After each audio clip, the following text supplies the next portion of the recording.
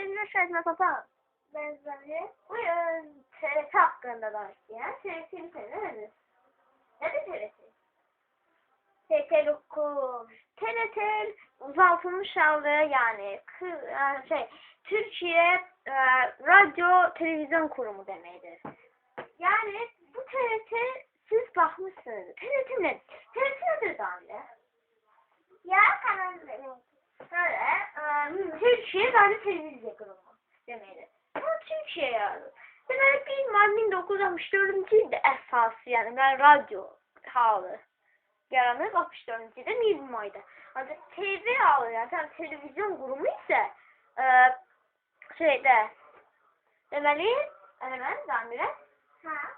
Televizyon qurumu isə 1968-ci ildə 31 yanvarda yaranıb. İndi biz TRT hakkında bilgilerinizi verin. Bu 3 tane TRT kanalının adı TRT 1, TRT Okul ve TRT Türk. İndi size bunları göstereceğim. O kanalları göstermek istiyorsanız size bakın. TRT 1, bu da TRT 1. Göğsüne gelir. TRT Türk. Reklam. TRT Türk. TRT Okul.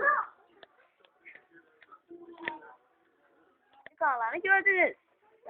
Mesela TRT gördük. Sonra da ne gördük? Okulu gördük. Sonra TRT Türk. Ne kadar işler oldu?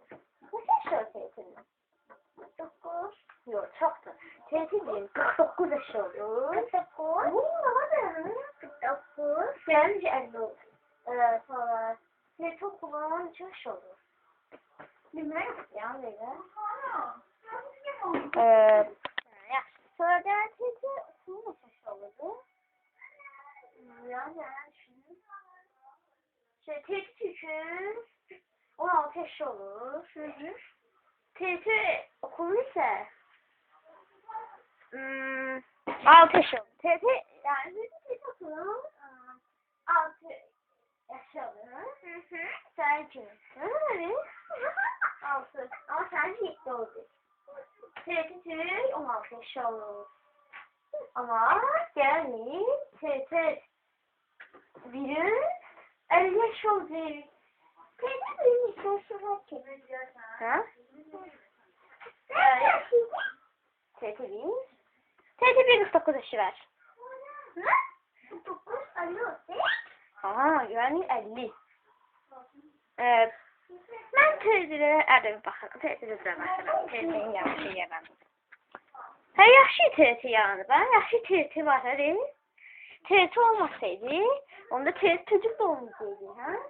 TRT 1 olmayacaqdı, TRT Okul olmayacaqdı, yaxşı TRT'lərimiz var.